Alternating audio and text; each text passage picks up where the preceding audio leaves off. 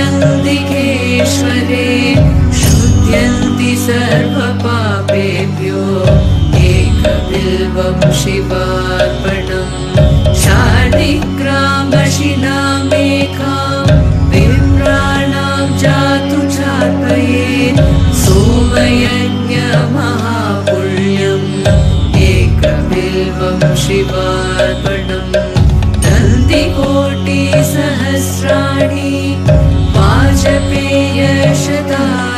च कोटिकन्यामहादानम् एकबिल्वं शिवार्पणम् एकबिल्वं शिवार्पणम् एकबिल्वं शिवार्पणम्।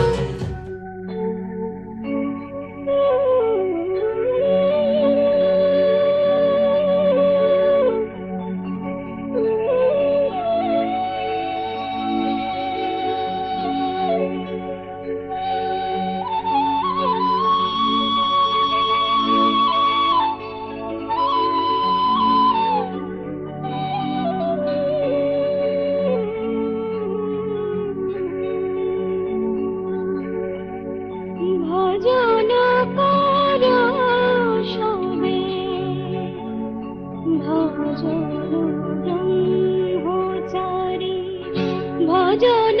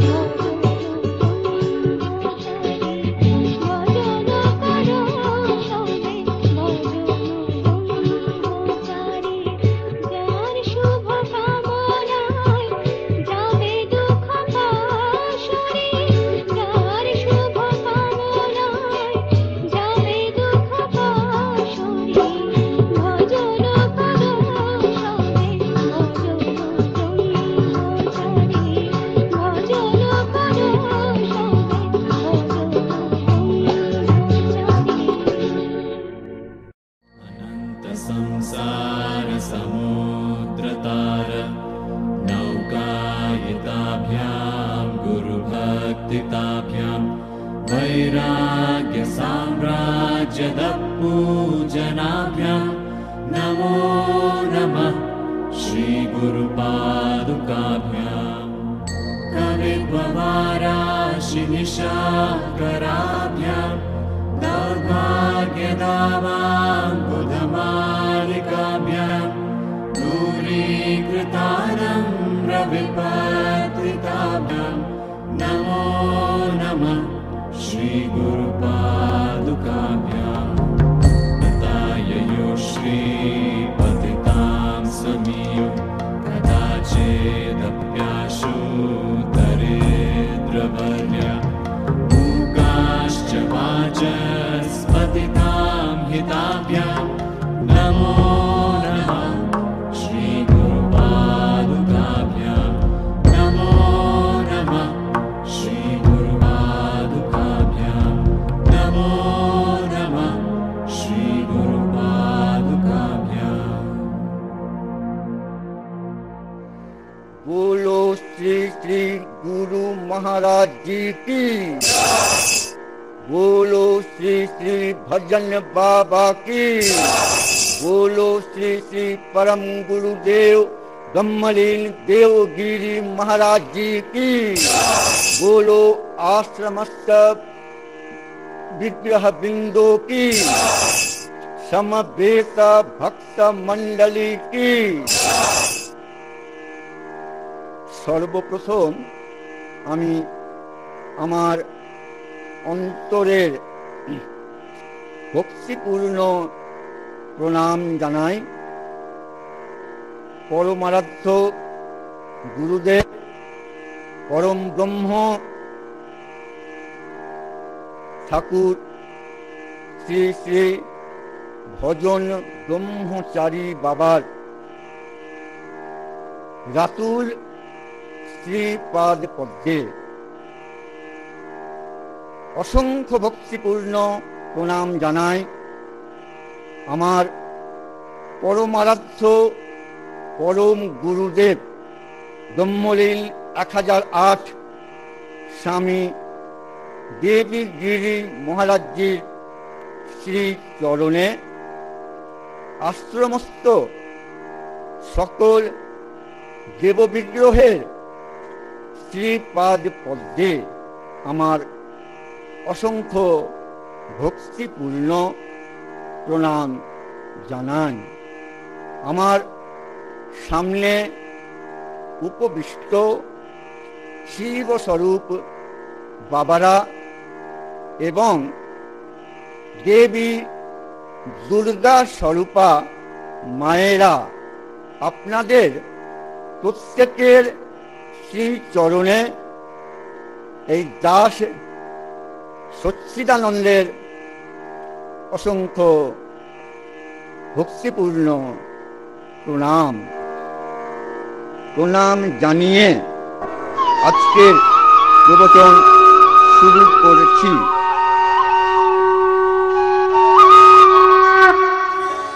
আজকে এই সৎসঙ্গের প্রবচনের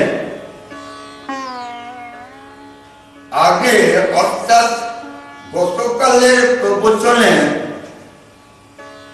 আমি শেষ করেছিলাম যেখানে, তারপর থেকে আজকে শুরু করব।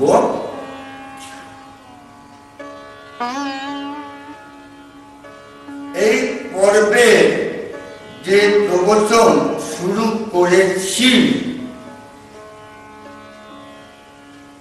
তাতে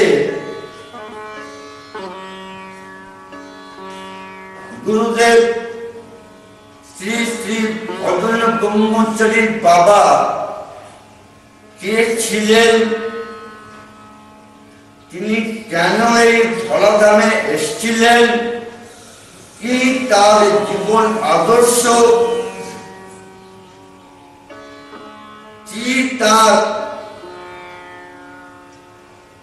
উপদেশ এই জগতের বিশ্বের মঙ্গলের জন্য,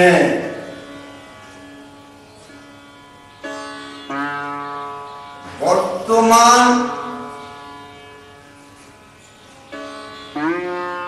অশান্তিপূর্ণ এই বিশ্বে তিনি কি বার্তা দিয়েছেন? চির শান্তি আনার জন্য। তাই বলার চেষ্টা করে এসেছি এবং এখনো সেই চেষ্টাই করছি। তার পরিচিতি আমি পূর্বেই দিয়েছি অন্য পর্বে প্রবচনের। তিনি পূর্ণ ব্রহ্ম অবতার, এই ধরণীর ধুলায় এসেছিলেন জীবোদ্ধারের জন্য, জীবের মুক্তির জন্য, ধর্মের প্রতিষ্ঠা করার জন্য, অধর্মের বিনাশ করার জন্য। এগুলো কিন্তু মনে হয় পুঁথিগত বিদ্যা, ঠিক,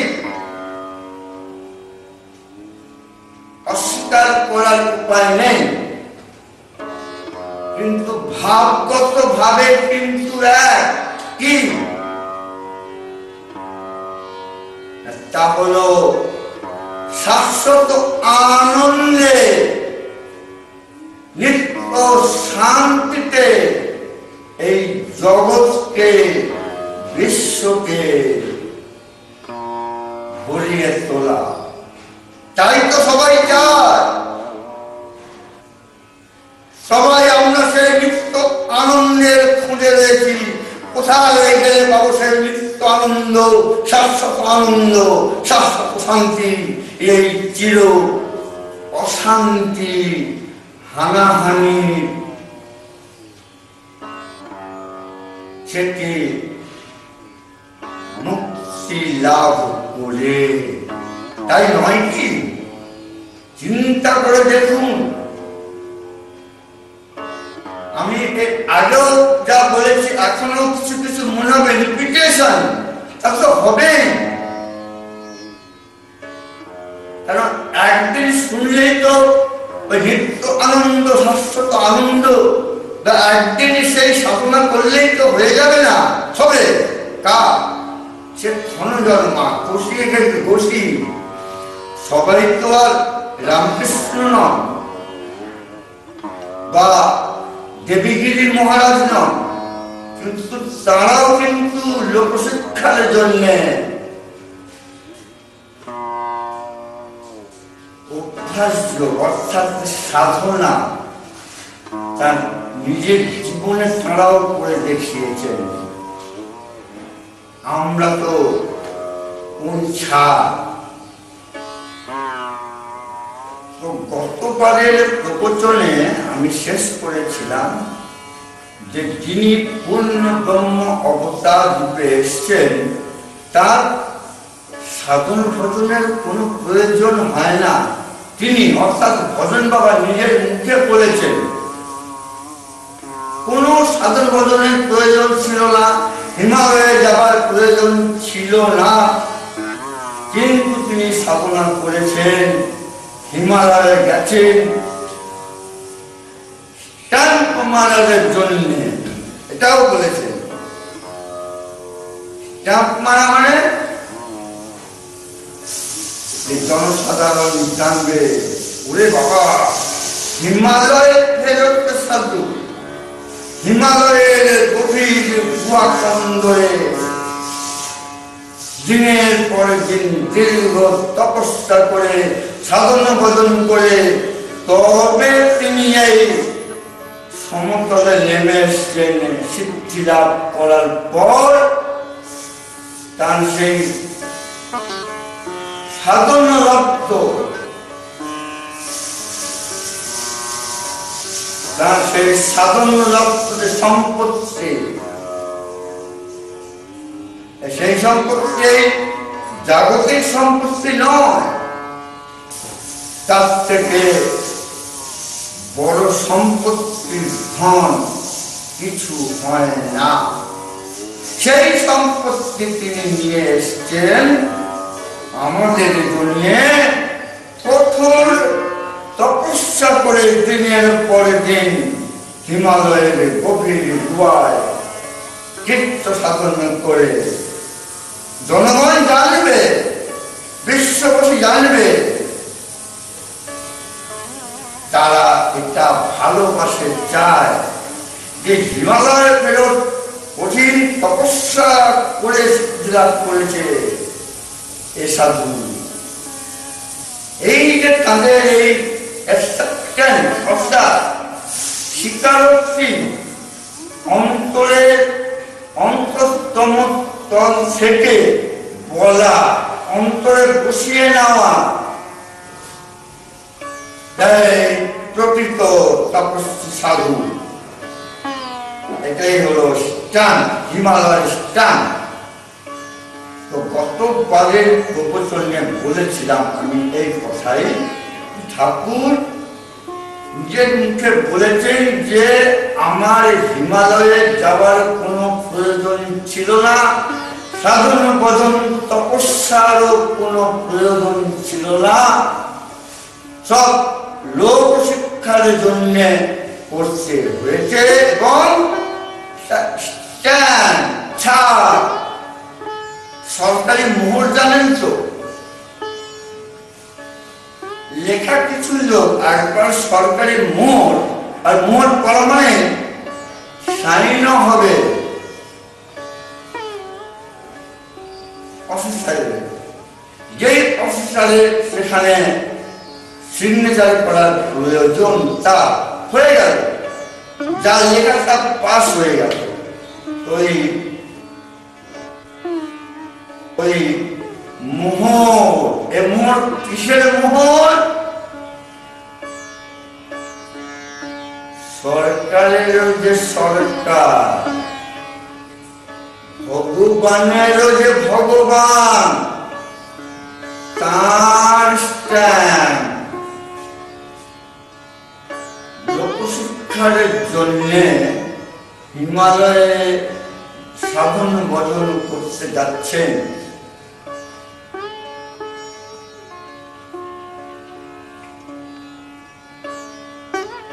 গতবারে আমরা কি পেয়েছিলাম না, তিনি মেন্টেন করে হরিদ্বারে যাচ্ছেন, সাধুদের মতন জীবন যাপন করতে।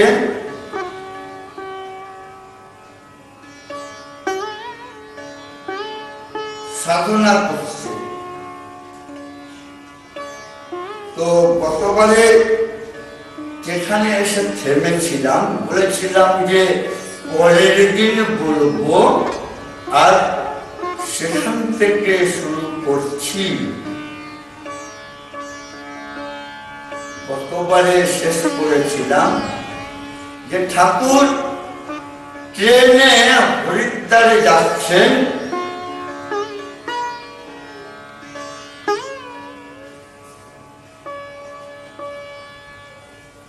ট্রেন এসে দাঁড়িয়েছে গয়ার, গয়াসুরের জায়গা, ভগবত ভক্ত গয়াসুর। ভগবান বলেছেন আমার ভক্ত আমার চেয়ে অনেক অনেক অনেক বড়। ভক্ত ভগবানের মাথার মণি। এই গয়াসুর তার প্রমাণ। অসুর, গয়াসুর,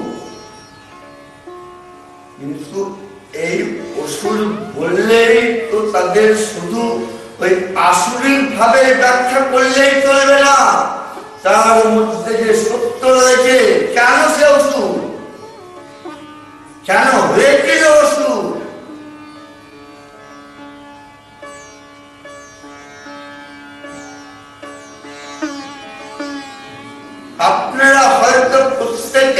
জানেন ওই গয়াসুরের নামেই গয়ার নামকরণ কেন হয়েছে?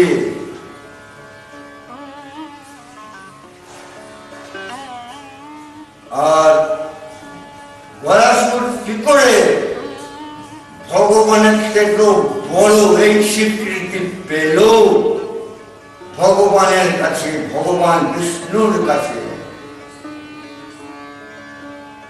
গয়াসুরের বাবাও ছিল বিরাট অসুর, দেবতাদের সাথে যুদ্ধে সে নিহত হয়। তার পুত্র গয়াসুর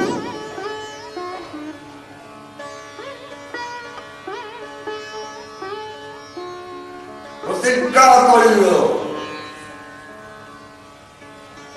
আমি দেবতাদের ধ্বংস করে ছাড়বই ছাড়ব।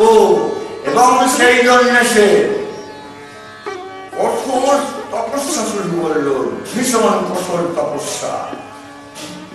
দেবতাদের দেবরাজ ইন্দ্রের আসন টলমল, সমস্ত দেবতাদের তিনি তলিয়ে দিলেন, কাঁপিয়ে দিলেন, ভয়ভীত করে দিলেন।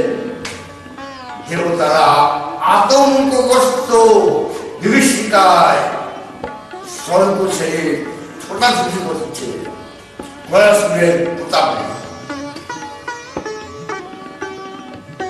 পরাজিত ইন্দ্র, বরুণ, অগ্নি সব দেবতা পরাজিত গয়াসুরের বিক্রমে, গয়াসুরের তেজে। সবাই তখন দেবতারা গিয়ে ভগবানের বিষ্ণুর কাছে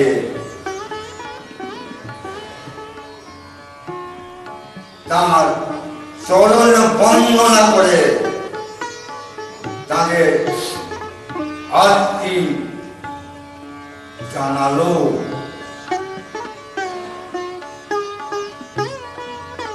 কি হয়েছে? আমরা স্বর্গরাজ্য থেকে বিচ্যুত হয়েছি। গয়াসুর তার বিপুল পরাক্রমের সামনে আমরা তুচ্ছ সর্বর মতন পড়ে গেছি। আপনি আমাদের বাঁচান প্রভু। বিষ্ণু শুনলেন, ঠিক আছে আমি যাচ্ছি। বিষ্ণুর সাথে গয়াসুরের তুমুল যুদ্ধ চলল। সে যুদ্ধ আর শেষ হয় না, কেউ কাউকে পরাজিত করতে পারছেন না, দুজনেই সমান। দিনের পর দিন অনন্তকাল বলা যায় কেটে গেল বিষ্ণু আর গয়াসুরের যুদ্ধে। দুজনেই সমান, কেউ পরাজয় স্বীকার করছে না, পরাজয় হচ্ছে না, পরাজিত হচ্ছে না। আজ এই পর্যন্তই থাক। সামনের সৎসঙ্গের প্রবচনে আলোচনা করব। আজকে সবাইকে জয় গুরু, সবাইকে প্রণাম। জয় গুরু, জয় গুরু, জয় গুরু। ভজন করো সবে ভজন ব্রহ্মচারী, ভজন করো সবে ভজন ব্রহ্মচারী। যার শুভ কামনায় যাবে দুঃখ পাশরী, যার শুভ কামনায়